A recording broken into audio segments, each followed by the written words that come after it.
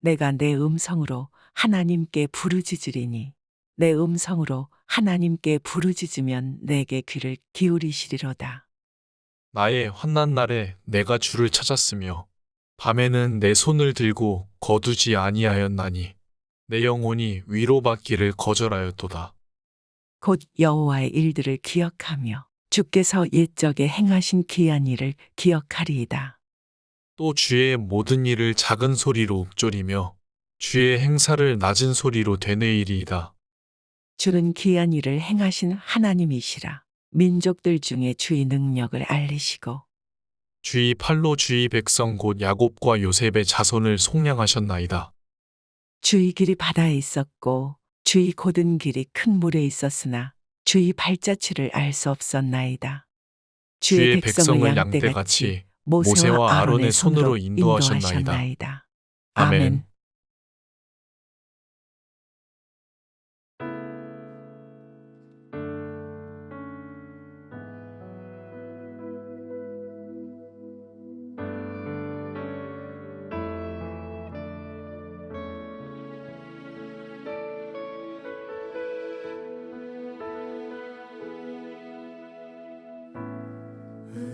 의지했던 모든 것 변해가고 억울한 마음은 커져가네. 부끄러움 없이 살고 싶은 마음 주님 아시네.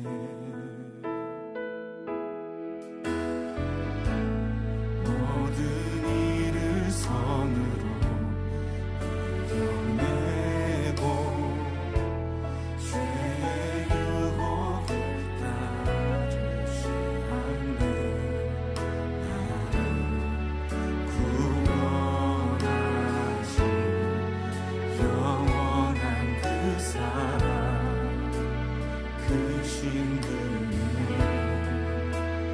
날 붙드시네.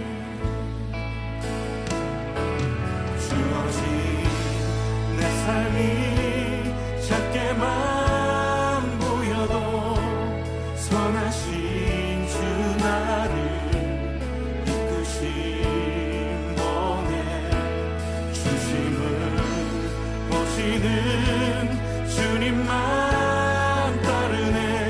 날 택하신 주만 의지해. 보이는 상황에 무너질지라도 예수 능력이 나를 붙드네. 보이지 않아도 주님만 따르네. 내 평생 주님을 노래하리라.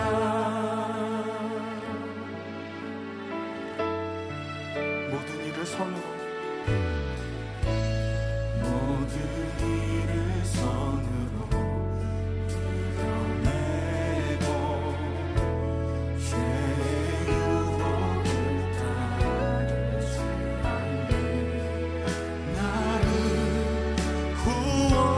구원하신 영원한 그 사랑 그 신근에 날 붙드시네. 주어진 내 삶이 작게만 보여도 선하신 주 나를 이끄신 번에 중심을 보시는 주님만 따르네. 날 택하신 주만 의지해. 보이는 상황에 무너질지라도 예수 능력이 나를 붙드네. 보이지 않아도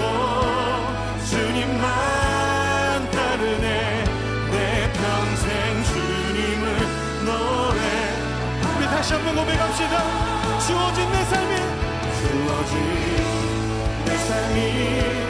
작게만 보여도 선하신 주 나를 이끄신 번에 주심을 보시는 주님만 따르네.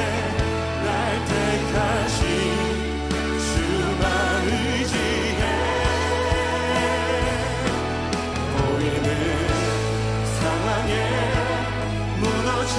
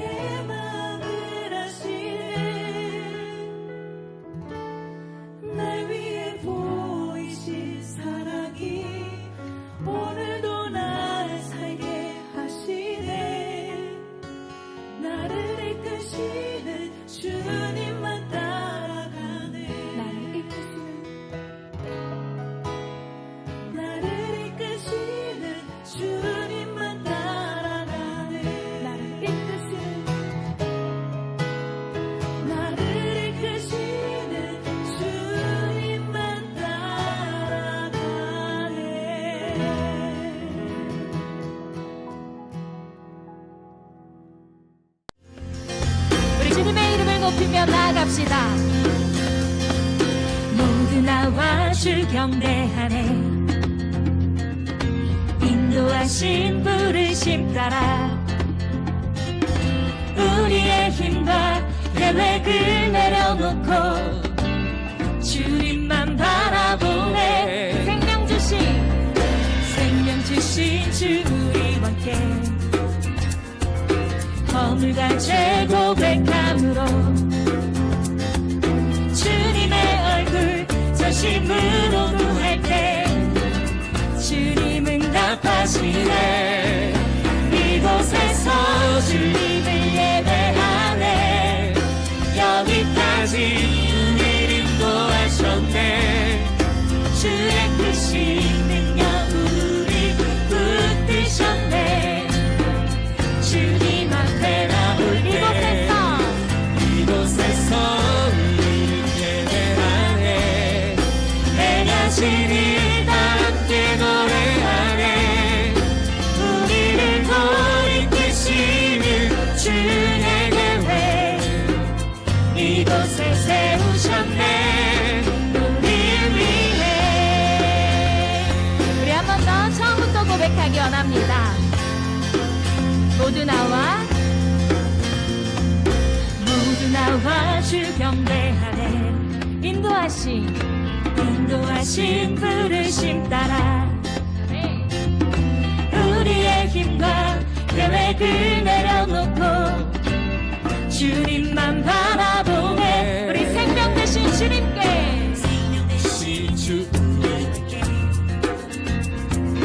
허물과 죄 고백함으로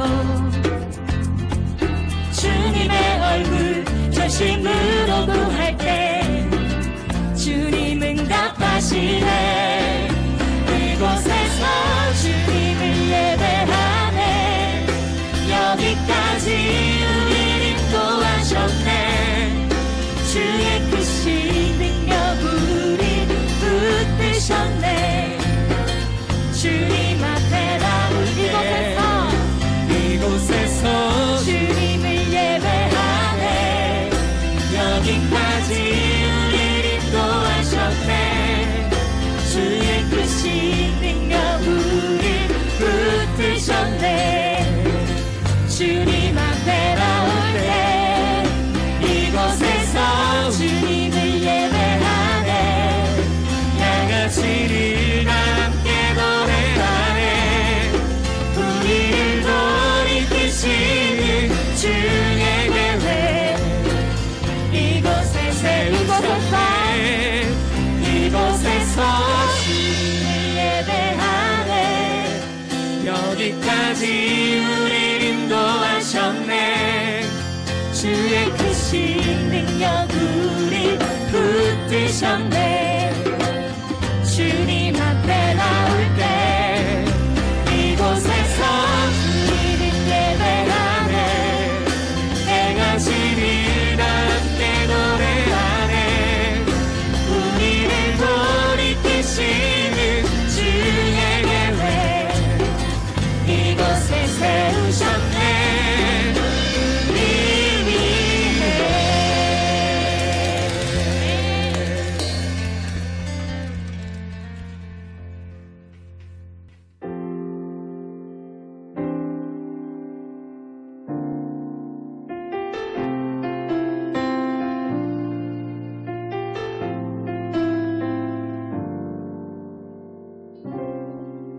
우리 모두 예배하는 자 되어 온전히 영과 진리로 주를 예배하자.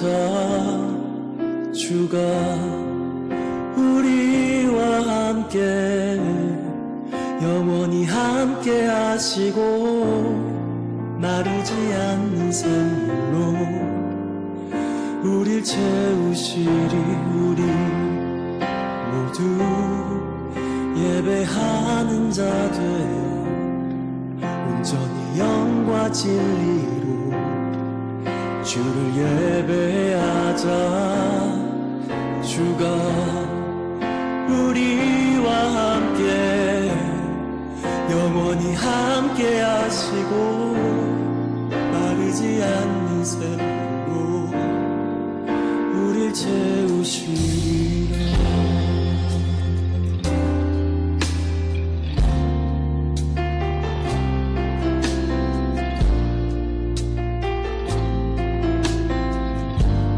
우리 모두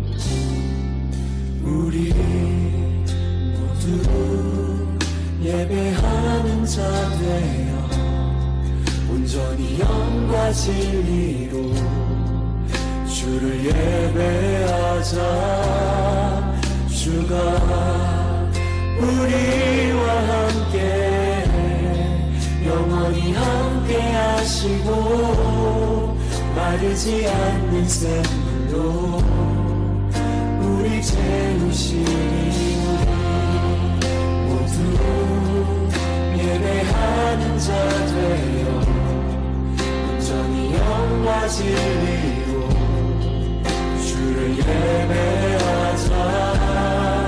주가 우리와 함께 영원히 함께 하시고 마르지 않는 샘물로 우리 채우시니 모두 예배하는 자 되어 온전히 영과 진리로 주를 예배하자. 주가 우리와 함께 영원히 함께 하시고 마르지 않는 샘물로 우리 채우시리라. 우리 모두 예배하는 자 되어 온전히 영과 진리로 주를 예배하자. 주가 우리와 함께 영원히 함께 하시고 마르지 않는 샘물로 우리 채우시리라. 모두 예배하는 자 되어 온전히 영과 진리로 주를 예배하자. 주가 우리와 함께 영원히 함께 하시고 마르지 않는 샘물로 우리 채우시니 모두 예배하는 자 되어 온전히 영과 진리로 주를 예배하자. 주가 우리와 함께 영원히 함께 하시고 마르지 않는 샘물로 우리 채우시리라.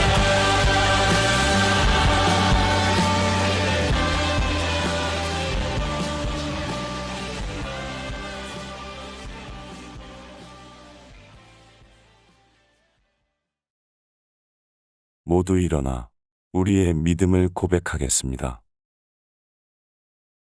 전능하사 천지를 만드신 하나님 아버지를 내가 믿사오며 그 외아들 우리 주 예수 그리스도를 믿사오니 이는 성령으로 잉태하사 동정녀 마리아에게 나시고 본디오 빌라도에게 고난을 받으사 십자가에 못 박혀 죽으시고 장사한 지 사흘 만에 죽은 자 가운데서 다시 살아나시며 하늘에 오르사 전능하신 하나님 우편에 앉아 계시다가 저리로서 산자와 죽은 자를 심판하러 오시리라.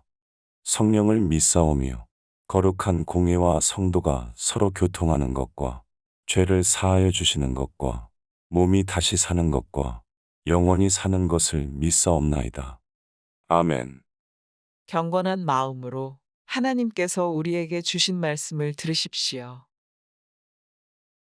오늘 하나님께서 주신 말씀은 마가복음 6장 1절에서 13절입니다.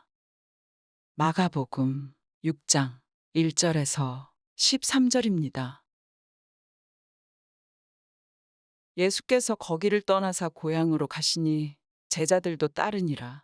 안식일이 되어 회당에서 가르치시니 많은 사람이 듣고 놀라 이르되 이 사람이 어디서 이런 것을 얻었느냐? 이 사람이 받은 지혜와 그 손으로 이루어지는 이런 권능이 어찌 됨이냐? 이 사람이 마리아의 아들 목수가 아니냐? 야고보와 요셉과 유다와 시몬의 형제가 아니냐? 그 누이들이 우리와 함께 여기 있지 아니하냐 하고 예수를 배척한지라. 예수께서 그들에게 이르시되 선지자가 자기 고향과 자기 친척과 자기 집 외에서는 존경을 받지 못함이 없느니라 하시며 거기서는 아무 권능도 행하실 수 없어 다만 소수의 병자에게 안수하여 고치실 뿐이었고 그들이 믿지 않음을 이상히 여기셨더라. 이에 모든 촌에 두루 다니시며 가르치시더라. 12 제자를 부르사 둘씩 둘씩 보내시며 더러운 귀신을 제어하는 권능을 주시고 명하시되 여행을 위하여 지팡이 외에는 양식이나 배낭이나 전대에 돈이나 아무것도 가지지 말며 10만 신고 2버릇도 입지 말라 하시고 또 이르시되 어디서든지 누구의 집에 들어가거든 그곳을 떠나기까지 거기 유하라. 어느 곳에서든지 너희를 영접하지 아니하고 너희 말을 듣지도 아니하거든. 거기서 나갈 때 발 아래 먼지를 떨어버려 그들에게 증거를 삼으라 하시니 제자들이 나가서 회개하라 전파하고 많은 귀신을 쫓아내며 많은 병자에게 기름을 발라 고치더라. 아멘.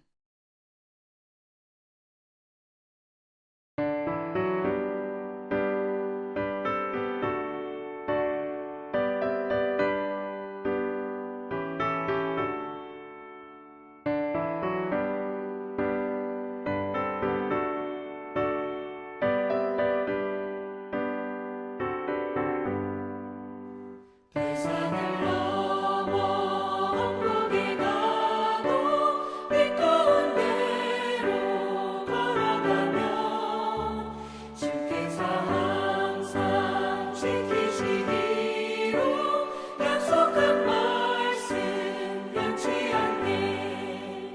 하늘의 영광 하늘의 영광 나의 맘속에 차고도 넘쳐 할렐루야를 힘차게 불러 영원히 주를 찬양하리. 깜깜한 밤에 다닐지라도 주께서 나의 길 되시고 나에게 밝은 빛이 되시니 길 잃어버릴 염려 없네. 하늘의 영광 하늘의 영광 나의 맘속에 차고도 넘쳐 할렐루야를 힘차게 불러 영원히 주를 찬양하리.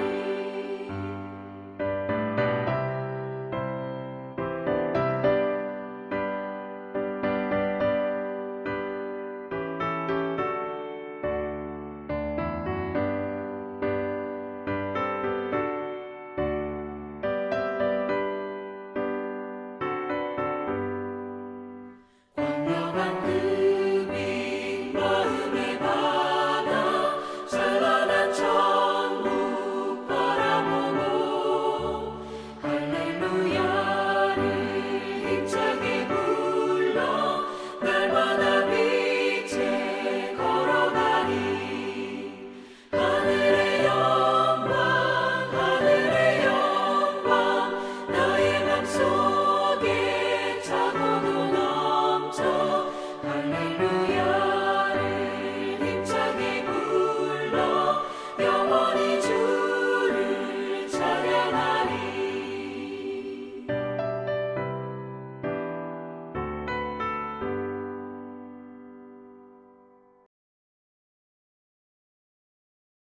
여호와를 경외하는 자들아, 너희는 여호와를 의지하여라. 그는 너희의 도움이시요 너희의 방패시로다. 우리는 이제부터 영원까지 여호와를 송축하리로다. 아멘. 할렐루야. 살아계신 하나님 아버지, 이 시간 주의 발 앞에 존귀와 영광과 찬양을 올려드립니다.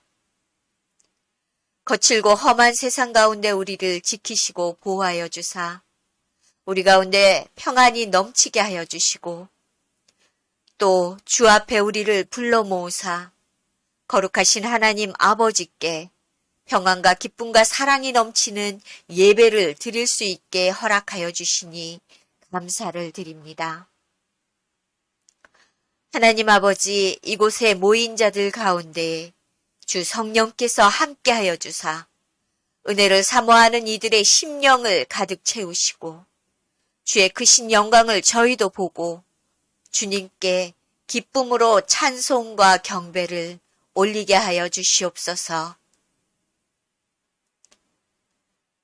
아버지, 코로나의 재유행과 세계적인 경제 공황이 가속화되면서 더욱 큰 어려움을 호소하는 사람들이 많아지고 있습니다. 러시아는 오늘도 우크라이나 침공을 강행하고 무장 이슬람 세력들은 여전히 테러와 핍박을 멈추지 않으며 필리핀과 중국은 군사 정권의 압제 가운데 무자한 이들의 피를 흘리게 만들면서 그것을 성공이라 부르고 있습니다. 이처럼 혼탁하고 죄악으로 가득한 이 세상을 살아가는 우리들은 주의 긍휼과 사랑이 아니면 온전한 삶을 살아갈 수 없는 이들임을 매일 매 순간마다 우리는 깨닫고 있습니다. 그럼에도 우리들의 연약함은 이 험한 세상을 살아가기 위해서라는 온갖 핑계를 대며 결코 그들과 다를 바 없는 이기적인 삶을 살아가고 있음을 주님 앞에 이 시간 고백합니다.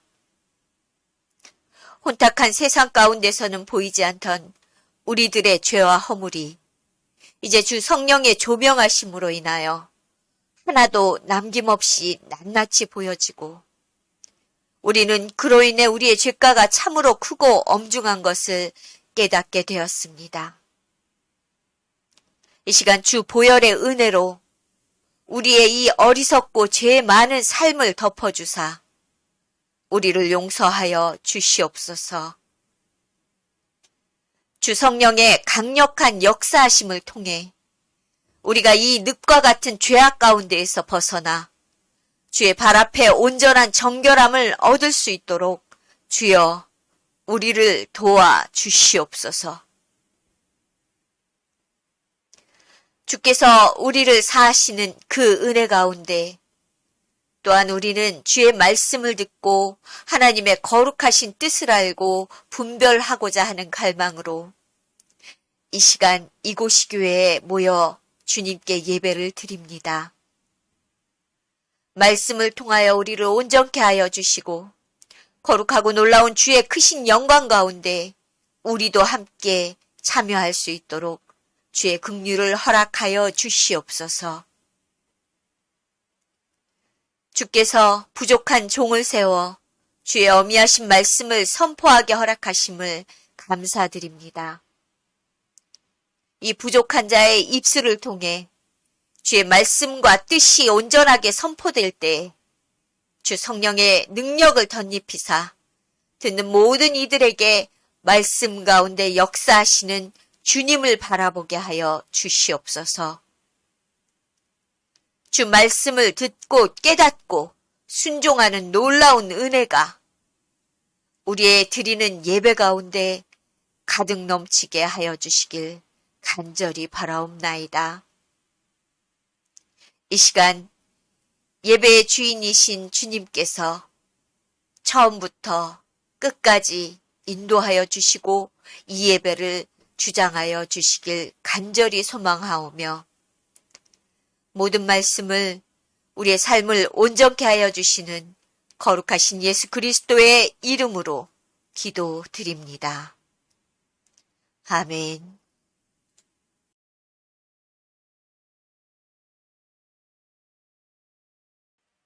샬롬. 사랑하는 이곳이 교회 성도 여러분들 한 주간도 평안하게 잘 지내셨지요? 그동안은 간간히 비도 오고 생각보다 기온이 높지 않았었는데 드디어 본격적으로 더위가 시작될 것 같습니다. 여러분 지금 엄청난 불볕더위로 화재가 발생하거나 열사병으로 사람들이 사망하는 일이 빈번하게 발생하고 있습니다. 감사하게도 대한민국은 그 정도는 아닌 것 같습니다. 1년 기온의 편차가 크지 않은 이 땅에 살아갈 수 있는 것이 감사한 마음이 듭니다. 그럼에도 여름은 온열 질환에서 자유롭지 않기 때문에 수분 섭취 잘 하시고 외부 활동 시에 구토, 어지럼증, 발열, 경련 등이 발생하면 조속히 그늘로 몸을 옮겨 휴식을 취하시거나 병원을 방문하시기 바랍니다. 오늘 하나님께서 이곳이 교회에 허락하신 본문은 마가복음 6장 1절에서 13절까지의 말씀입니다. 말씀을 듣는 가운데 깨닫게 하시는 주 성령의 은혜가 성도들 가운데에 넘치시기를 소망합니다. 코로나19로 인한 팬데믹 상황이 길어지면서 시작된 다양한 어려움들은 교회에도 직격탄을 주었습니다. 코로나가 발생한 교회들을 향한 사회 전반의 시선이 차가웠고 일부 잘못된 교회들의 집단 행동과 목회자들의 선동이 더해져서 교회와 목회자들이 지탄의 대상이 되기도 했습니다.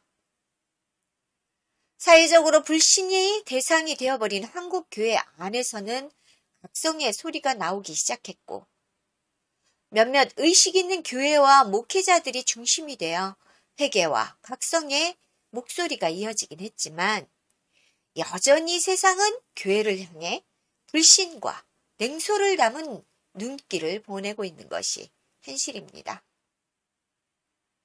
이제 기독교에 대해 좋지 않은 다양한 시선은 어느새 편견으로 자리 잡아서 다가갈 수 없을 것만 같은 차가운 벽처럼 느껴집니다.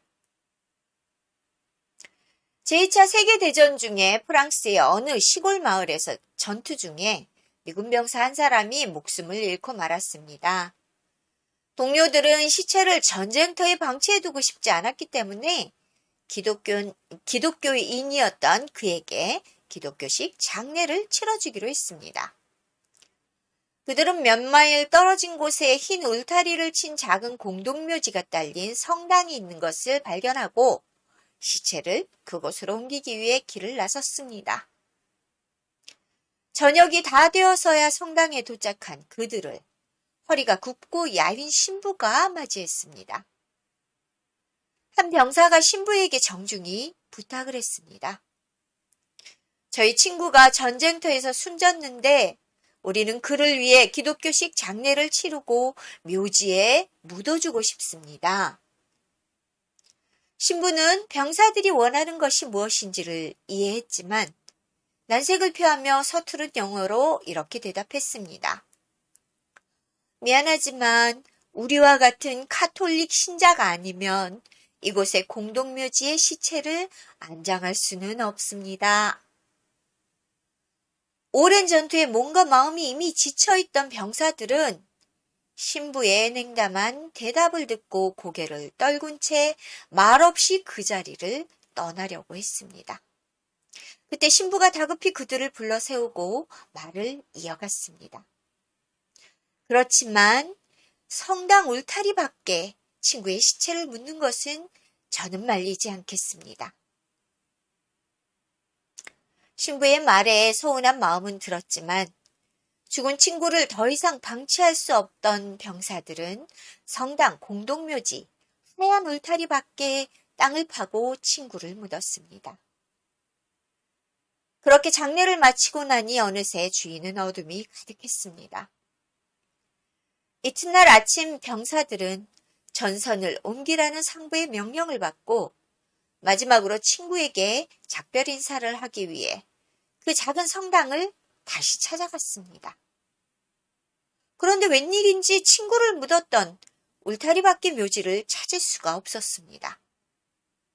놀란 병사들은 신부에게 혹시 자신들이 친구를 묻었던 자리가 어딘지를 아는가 물어보았습니다. 신부는 그들의 질문을 듣고 미소를 띠며 이렇게 대답했습니다. 어젯밤 댁들이 떠난 후 미안한 마음에 잠을 이룰 수가 없었습니다.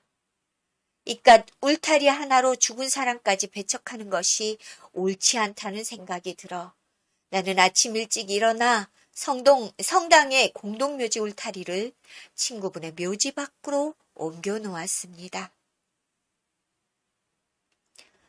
가톨릭 성도만을 위한 공동묘지라는 종교적 관점으로 세워졌던 묘지의 울타리는 사람들이 가진 편견이 얼마나 편협한가를 보여주는 예라고 생각합니다. 이처럼 사람들은 자신들이 만들어 놓은 관점을 견고히 해줄 편견의 울타리를 결코 무너뜨리고 싶어 하지 않는 속성을 가졌습니다. 오늘 본문인 마가복음 6장에서 만나게 되는 예수의 고향 사람들 역시 자신들이 만들어 놓은 편견에 갇혀 예수님을 배척하는 모습을 보입니다. 본문 1절에서 2절은 예수께서 회당에서 유대인들을 가르치시는 모습과 그 지혜가 뛰어남을 본 고향 사람들이 예수의 놀라운 능력과 권능으로 인해 놀라는 모습을 기록합니다. 그들은 예수께서 어린 시절부터 자라온 30년간의 모습을 모두 알고 있는 사람들이었습니다. 뿐만 아니라 그들은 어린 시절부터 이미 탁월한 지혜와 놀라운 권능을 드러내셨던 예수를 기억하고 있었습니다. 그런데 아이러니하게도 그들은 예수의 이 놀라운 가르침과 권능을 보며 오래전부터 사람들의 입과 입을 통해 퍼져 있던 소문을 먼저 떠올렸습니다. 그들은 이 놀라운 능력이 예수를 향해 경외하고 인정하기보다 오래전부터 고향에 퍼져 있던 소문과 편견을 떠올리며 그를 배척하는 행태를 보입니다.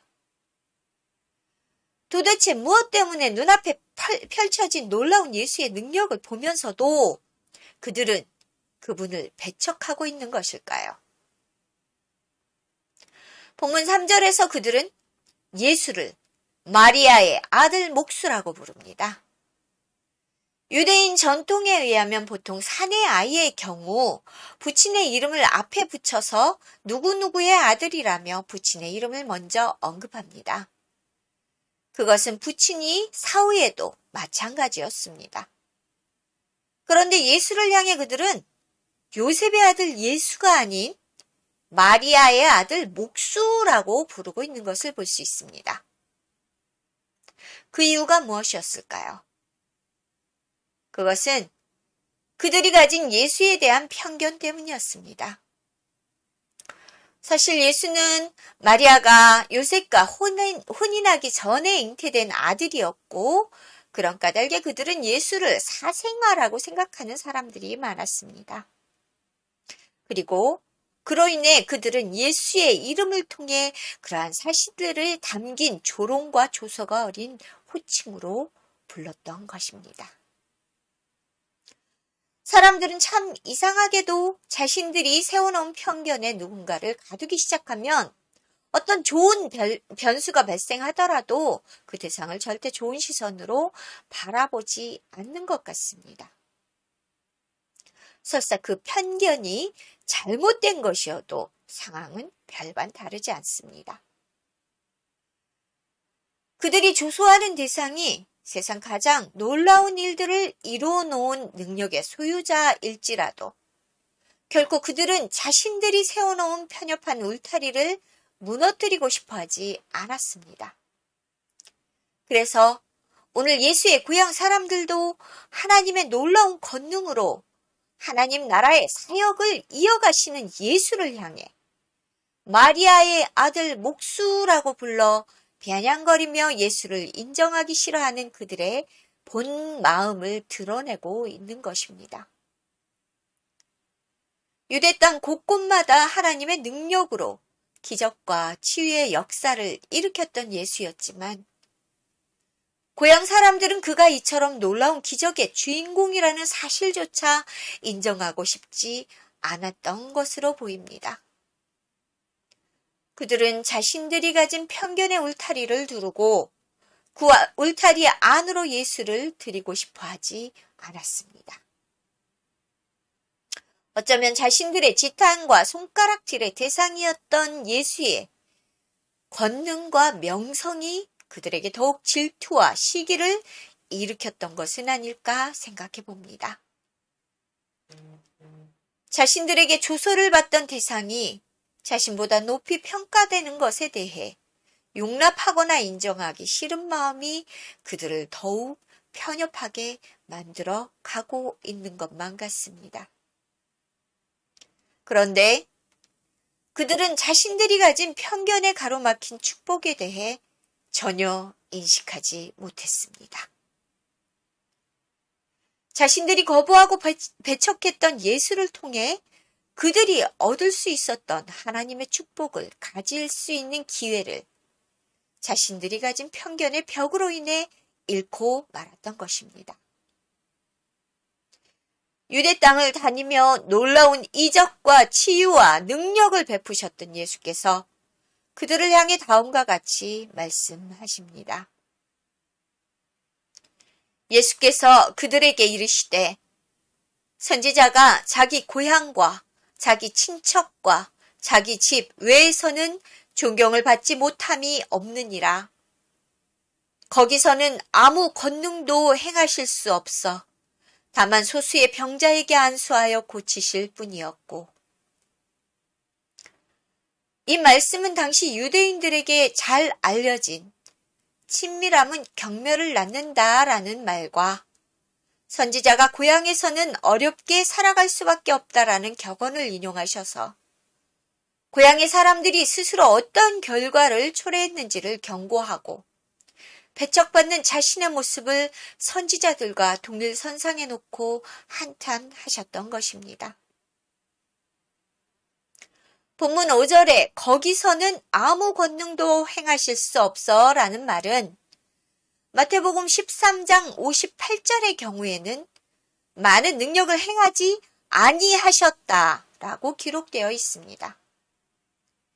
이 말씀은 예수께서 자신을 조롱하는 고향에서 자신의 능력을 행하지 않으셨다는 말이며, 하나님의 아들이신 그가 조롱받는 일은 곧 하나님을 향한 조롱과 같으므로 그들은 하늘의 축복을 받을 수 없는 대상이 되었다고 말하는 것입니다. 그들이 가진 편협한 편견과 조소는 자신들이 이 놀라운 축복에서 배제되도록 만들었던 것입니다. 이 본문은 현재 우리 그리스도인들과 교회 공동체 가운데에도 엄미한 경고를 주고 있다는 점을 깨달아야 합니다. 우리가 가진 편견이나 편협한 관점에 의해 누군가에게 예수께서 받으신 조롱과 조소를 경험하게 하고 있는 것은 아닌지 자신과 공동체를 늘 돌아봐 보아야 합니다. 우리가 가진 편견들은 진실이든 아니든 우리는 그 편견의 울타리를 스스로 거두어야 합니다. 어떤 형태의 편견이든 그것이 주는 선입견으로 인해 우리의 바른 판단을 저해하는 것이 분명하기 때문입니다. 혹여 누군가가 억울한 상황을 그로 인해 겪게 된다면 그 사람이 겪는 고통과 억울함은 하나님께서 누구에게 그 죄를 물으실까 생각해 보십시오. 우리의 삐뚤어진 생각과 가치관들이 누군가에게 상처를 주고 그 사람을 좌절하게 만든다면 이 모든 것에서 우리가 죄 없다 함을 받지는 못할 것을 반드시 유념하시기 바랍니다. 혹여 우리가 부지중 혹은 편견으로 상처를 주게 된 누군가가 주를 떠났을 때 우리의 행동으로 하나님의 영광이 가려진다는 것을 반드시 기억하시기 바랍니다.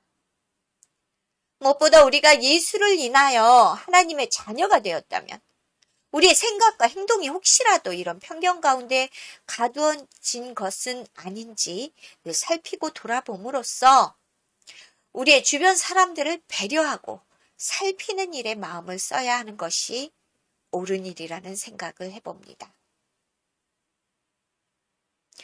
이처럼 고향 사람들로부터 배척을 받으셨던 예수는 그것을 떠나 다시 하나님 나라를 선포하시며 주변의 동네들을 두루 다니기 시작하셨습니다. 사실 누군가에게 배척받고 조롱을 당했다면 그 정신적인 충격은 상당했을 것입니다.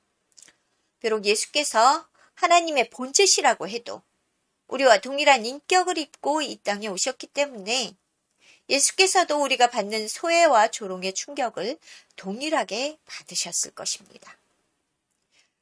누군가에게 배척을 당하는 충격은 생각보다 큽니다. 어떤 이들은 그 충격으로 인해 삶을 포기하기까지 할 정도로 정말 힘겨운 고통입니다. 그러나 예수께서는 쉽지 않으셨을 이 고통을 뒤로하고 다시 일어나 주변 마을들을 다니시며 구원을 선포하시고 하나님의 나라를 가르치셨습니다. 그 결과 많은 사람들이 복음을 듣고 회개하며 주께로 돌아왔고 병자들은 치유되었으며 하나님의 놀라운 구원이 이스라엘 온 유대 땅에 선포되었습니다. 어쩌면 더 많은 이적과 기사가 고향을 떠나 다니시던 마을들에서 베풀어졌을지도 모릅니다. 고향에서 전해지지 못한 복된 소식들과 이적들은 예수를 목마르게 기다렸던 다른 마을에서 더욱 풍성한 은혜로 나누어졌습니다. 또한 본문 7절에서 예수는 복음의 증거와 하나님 나라의 확장을 위해서 제자들을 둘씩 짝을 지어 유대 온 마을들로 파송하십니다. 제자들을 2명씩 짝지어 보냈던 이유는 아마도 신명기 17장 6절에 기록된 내용을 토대로 증언 능력을 인정받기 위해 2명의 증인을 세우는 유대의 관행을 따른 것으로 보입니다. 또한 전도 여행 중 발생하는 정서적인 고립감을 방지하여 서로를 의지하며 전도의 길을 다닐 수 있도록 하는 배려의 마음도 엿보입니다. 그러나 제자들의 전도 여행은 앞길을 알지 못하는 불분명한 상황을 마주해야 하는 난관을 가지고 있습니다. 그들은 언제 어디서 어떤 위협과 고난이 있을지 모른 채로 그 길을 떠나야만 했습니다. 그럼에도 심지어 본문 8절에서 9절을 보면 예수는 그들의 전도 여행에 이러한 제한까지 두는 장면이 묘사되고 있습니다. 명하시되 여행을 위하여 지팡이 외에는 양식이나 배낭이나 전대의 돈이나 아무것도 가지지 말며 신만 신고 두벌옷도 입지 말라 하시고 그들은 이 명령을 따라 지팡이와 신발 그리고 한 벌 옷 외에 다른 어떤 것도 가지지 못한 채 복음을 증거하는 길을 나섭니다. 왜 예수는 험한 길을 떠나는 제자들에게 이런 명령을 내리셨을까요?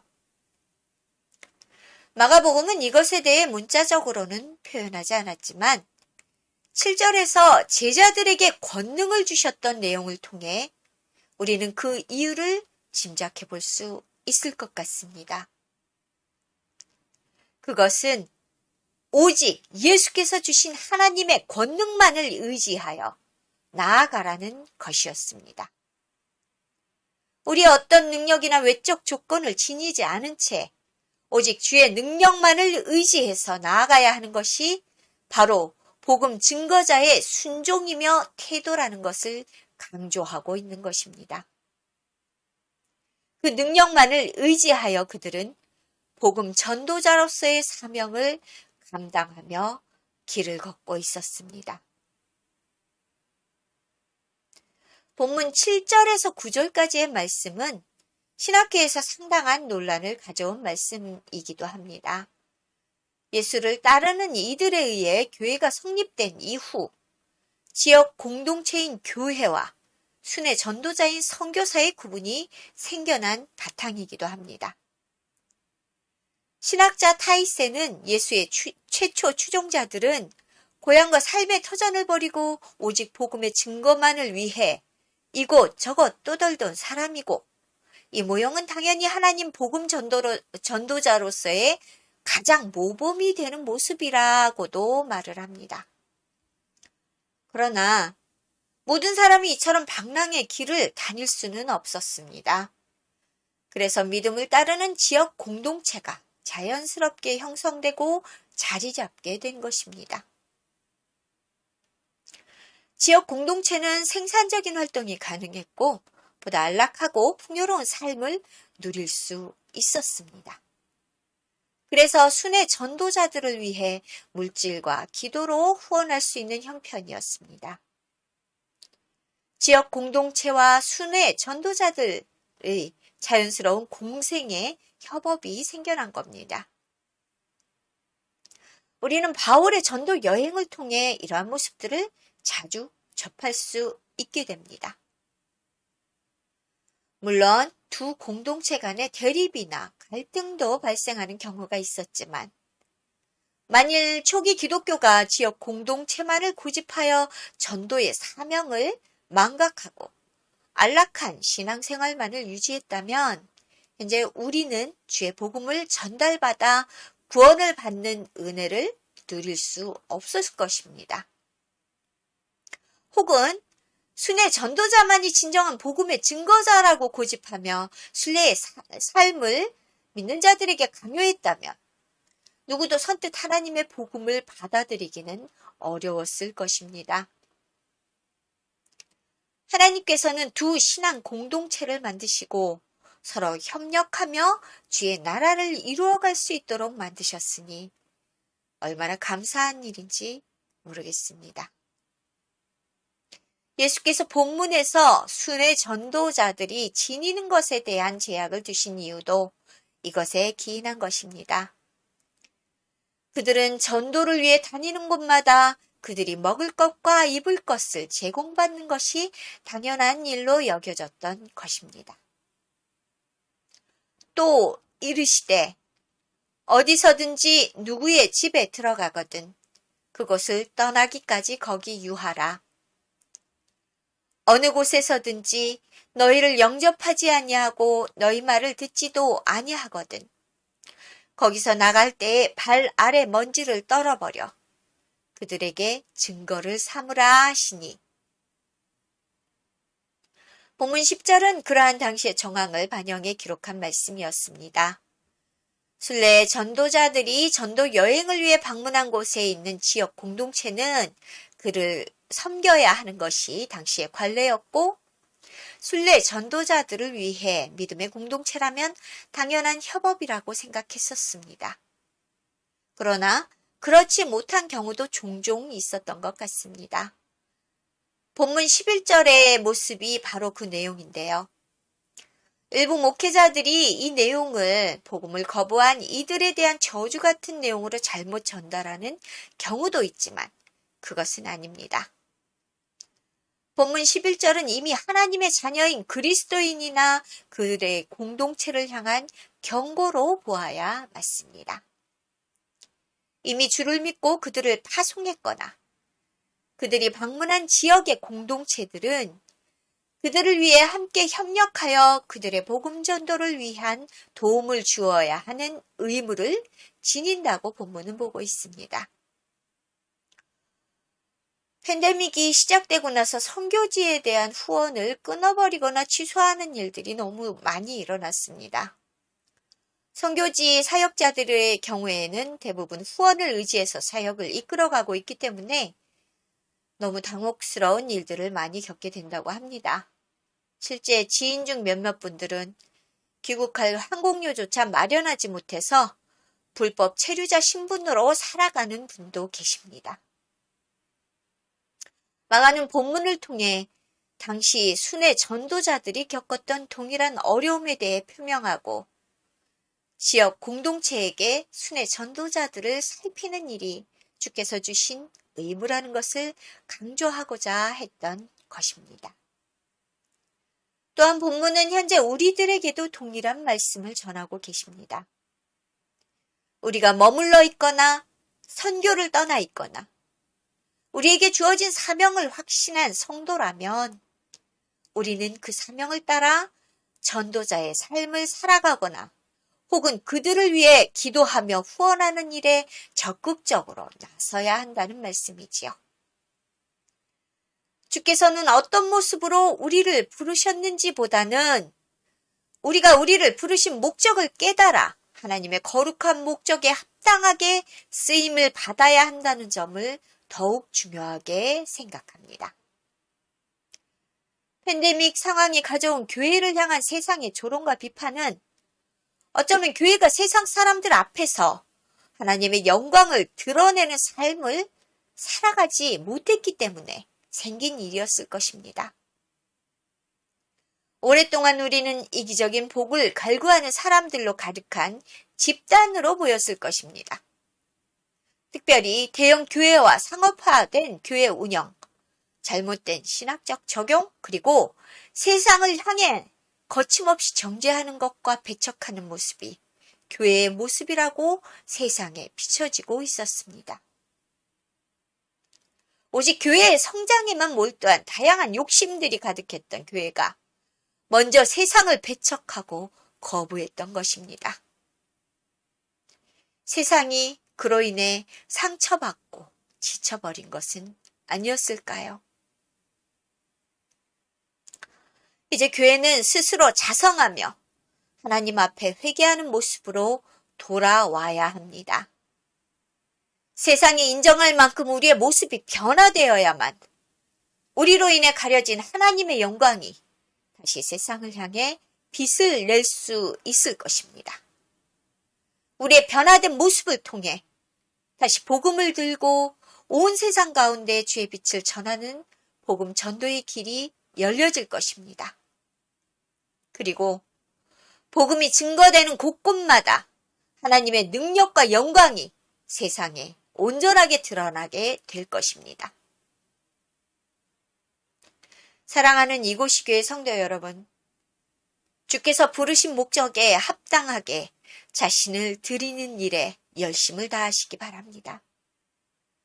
또한 어떤 부르심과 사역을 감당하든 우리는 하나님의 능력을 의지하는 믿음으로 주신 사명에 임하는 성도가 되길 간절히 바랍니다. 오직 예수께서 허락하신 능력을 의지함으로 제자들은 주신 사명을 잘 감당하고 놀라운 초대교회의 부흥의 결과를 가져온 것처럼 주께서 지금 우리에게도 동일한 주문을 하고 계십니다.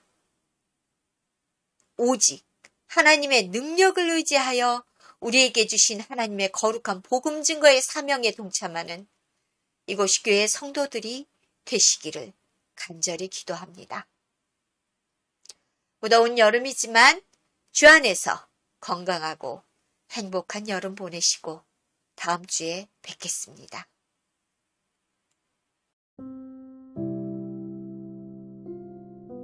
이곳이 교회를 방문해주신 성도 여러분, 주님의 이름으로 환영합니다. 이곳이 교회는 온라인 영상을 통해 오늘 2022년 7월 24일 주일 예배를 하나님 앞에 올려드렸습니다. 이곳이 교회 수요 사경회는 2022년 7월 20일부터 8월 31일까지 여름 시즌 동안 잠시 쉬도록 하겠습니다. 기도와 더 충실한 연구를 통해 하나님 말씀으로 무장한 수요 사경회로 돌아오도록 하겠습니다. 이곳이 교회는 험악한 세상과 사회, 그런 세상과 다를 바 없는 교회, 그리고 이기적인 사람들로부터 상처받고 방황하는 이들에게 하나님의 위로의 말씀을 전하고 더불어 함께 울고 함께 아파하며 서로에게 격려와 위로를 나누는 곳이 되기를 소망합니다. 무더운 여름철 온열 질환이 늘어나고 있습니다. 수분 섭취 자주 하시고 더운 곳에서 오래 있지 않도록 주의하셔서 건강한 여름 보내시길 바랍니다. 코로나19가 재확산되고 있습니다. 전 세계적으로 다양한 변이종을 기반으로 엄청난 확진자들을 내고 있습니다. 더운 날씨지만 마스크 꼭 챙기시고 개인위생 철저히 하시기 바랍니다. 세계 곳곳에서 전쟁과 탄압과 기근의 고통 가운데 힘겨워하는 사람들을 위해 기도하여 주시기 바랍니다. 우크라이나의 전쟁이 하루속히 끝나고 평화가 찾아오길 기도합시다. 미얀마에서 군부의 탄압과 압제가 사라지고 평화가 있기를 위해 기도합시다. 이슬람 텔레반의 탄압 속에 고통받고 굶주림에 지쳐가는 아프리카를 위해 기도합시다. 이곳이 교회 성도님들, 혼탁하고 위험한 세상 가운데 우리의 안전과 평안을 주님께 맡기고 기도와 말씀 가운데 살아가는 한 주간 되기를 바랍니다.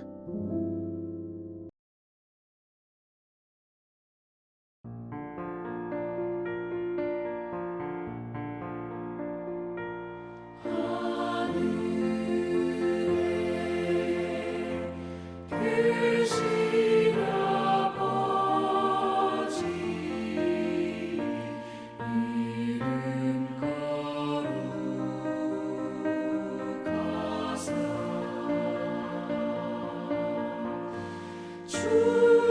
주님 나라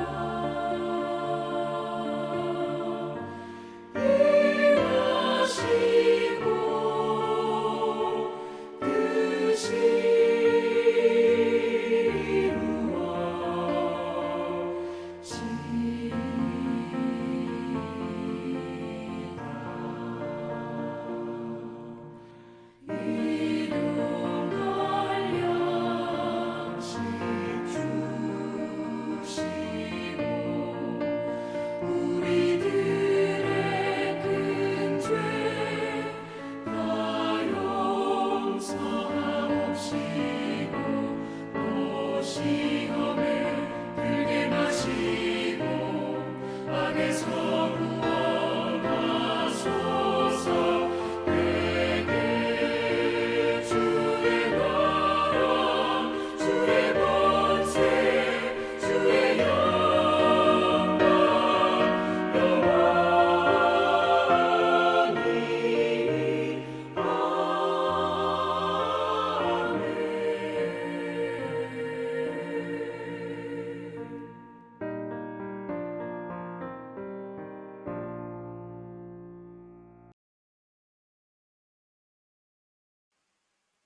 지금은 우리 주 예수 그리스도의 놀라우신 구속의 은혜와 하나님 아버지의 무한하신 사랑하심과 성령의 감화 교통 역사하심이 하나님 앞에 온전히 서지 못한 결과로 세상의 지탄과 조롱 속에 주님의 영광을 가리는 모습을 자각하고 주 앞에 회개함으로 다시 복음을 들고 세상 가운데 주의 참 진리를 선포하고자 결단하고 결심하는 이곳이 교회의 성도들과 이 땅의 모든 주의 백성들 머리 위에 이제로부터 영원토록 함께 하시기를 간절히 축원하옵나이다.